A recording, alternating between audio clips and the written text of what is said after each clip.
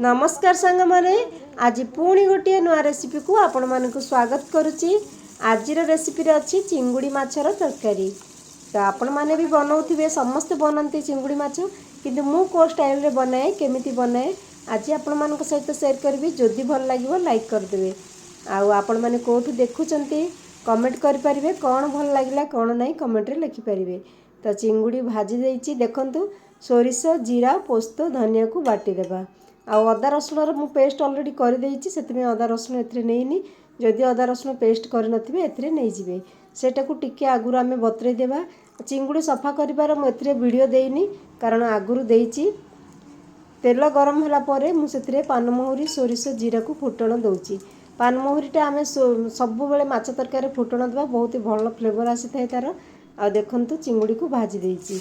चिंगुड़ी को सफा करिवार वीडियो मु देइनी आगुरु देइची सेतिपई सेतिरे लूण हळदी गोळेकी केवल डायरेक्ट भाजिला बेले देखैथिले लंबा हिजबो वीडियो बोली। तापरे फुटण जेतेबेले जीरा पानमहुरी सोरिष फुटिला परे कंचा लंका दे देबा भूसंग पत्र देबा।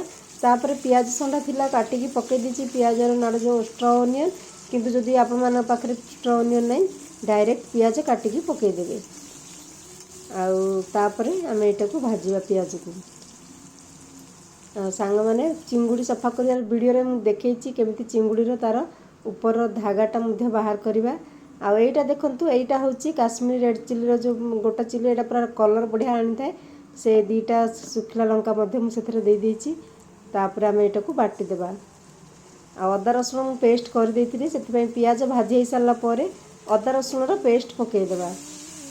तापरे अदा रसुण पेस्ट को टिके तार कंचा स्मेल गला पर्यंत माने रसुण तार कंचा स्मेलटा गला पर्यंत आमे अदा रसुण को भाजिबा। अदा रसुण पेस्ट जदि न करथिबे डायरेक्ट एमती मसला रे मध्ये अदा रसुण को बाटी पारिबे किंतु आगुरु मु पेस्ट कर देइछि बोली आ मसला रे बाटिनी। आ देखंतु कलर केते सुंदर आछि से जो मरीचटा माने सुखिला लंकाटा म एथरे देइथिले तो सेतिपई दीटा सुखिला लंका एथरे नै आइथिले बतरेकी से मसला रे। तापर आमे मसलाटा को कसिबा। एबे कोन करबा जो जार जेतिकी लागिछि मसला सेगुडी को मध्य टिके पानी देकी अल्प पानी देकी धोईकी पके देबा तापर कसिबा। तो सांग माने मु एथरे माने जल्दी केमती माने रेसिपीटा सरीबो से हिसाब रे आपण मानको कहूची आगुरु बेसी लेट करनी कि चिंगुड़ी सफा करिवार ऑलरेडी देखैछि बोली मु देइनी। तो एमिति प्रोसेस रे करिवे चिंगुड़ी तरकारी बहुत ही टेस्टी लागिवो। तो सब धोईकी आमे जारटा पूरा देई देबा आ मसलाटा पुनी कसिबा बहुत ही टेस्टी लगी थाए। यही प्रोसेस रे आपण माने बनांतु देखिबे। मु तो माने आगुरु भी रेसिपी देइछि तो केथरा सेटा बनिछि अलगा प्रोसेस थिला किंतु एइटा पुणी गोटे प्रोसेस एही प्रोसेसटा बहुत ही भल लागि थाए टेस्टी लागि थाए। आ तार फ्लेवर मध्ये बहुत बढ़िया आसी थाए टिके सोरिष भी बटा हेछि तार बेसरटा बहुत बढ़िया लागि थाए। तापरे आमे सेथरे देखंतु मसला रे नउछि कोन स्वाद अनुसार लूण हळदी गरम मसला आ मरीच पाउडर सेटा आमे रेड करिया पई मरीच सुखला लंका नैतिले किंतु एइटा राग आसिया पई सुखला लंका पाउडरटा नैचंदी जेतिकी आपण मानू दरकार नेबे आ स्वाद अनुसार लूण आ गरम मसला हळदी। तापरे टमाटर काटिकी रखिथि दीटा मीडियम साइज रे पके देबा। जदि बेसी खट्टा पसंद आपण माने आउरी टमाटर पके पारिबे नहले गोटे मध्ये पके पारिबे आपण जेति हिसाब चाहुचन सेति। तापरे देखंतु प्याज संडार तार पत्र गुडी को रखिथि प्याज नाडार पके देबा। धनिया पत्र मध्ये काटिकी रखिथि पके देबा। मसला को भाजीबा ऑयल छाड़िला पर्यंत टमाटर सिझिकी पूरा मसलार जेमती ऑयल छाड़िबो सेति पर्यंत आमे मसला को भाजीबा। आउ जे कोनोसी तरकारी पत्र रे मसला भाजीबार प्रोसेसटा जदि भल होइतिबो तरकारीटा टेस्ट आसे। जदि कंचा मसला आमे छाड़ी देबा भाजीबानी तरकारीटा भल लागिवनी तार कंचा मसला बास्नाटा भल लागेनी जण जण को बहुत पसंद आसी न थाए सेमिति। तो तापर चिंगुड़ी भजा भी हो जाइए। एबे मसला भी भजा हो गला देखंतु तेल भी छाड़िलानी। देखंतु चिंगुड़ीटा बड़ी केते लाल कलर हो भजा हो जाइए पिला मान केमती खाली भी दे पारिबे। तापर से जो चिंगुड़ी भजाटा को आमे तरकारी रे पके देबा।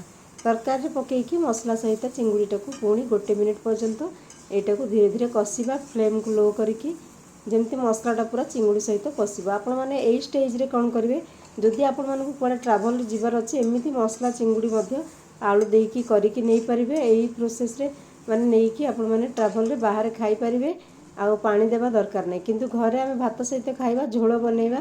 तो सेतिपई मु पानी फुटिया पई रखि देछि।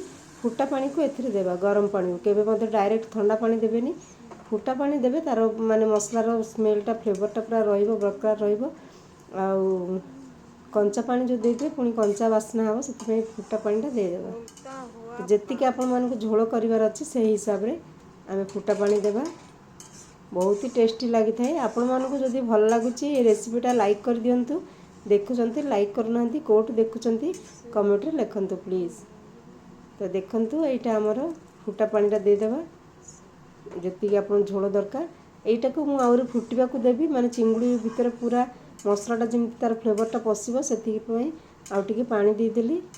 एटा को 2 मिनिट छाड़ देबा मीडियम फ्लेम रे फुटिया पई। आ जदि आपण मानकु आउ टिके झोल दरकार देई परिबे पानी एटा पानीटा आउरी सुखी जिवो कोन पे हम 2 मिनिट एटा फुटिया पई छाड़िबा।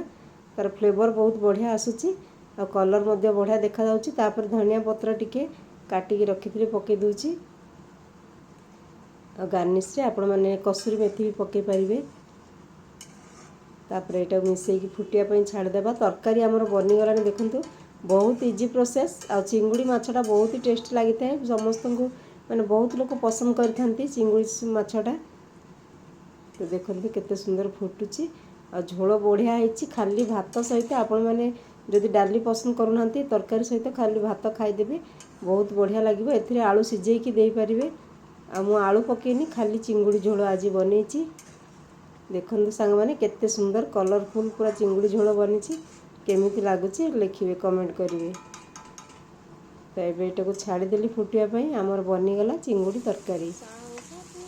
आ एपटे चिंगुड़ी रो मु पुणी अधा चिंगुड़ी मसला देकी भाजुची। आ एटा खाली भाजी की रखी देबी।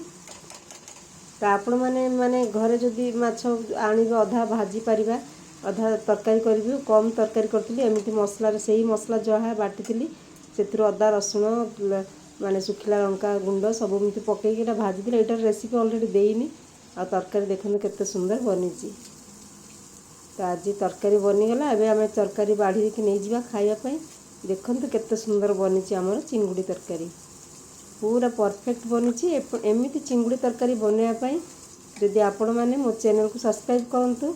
जदि भल लागिला लाइक कर दियंतु। जो माने नुआ अछंती प्लीज मो चैनल को सब्सक्राइब कर दियंतु। तो देखंतु केते सुंदर बनीची।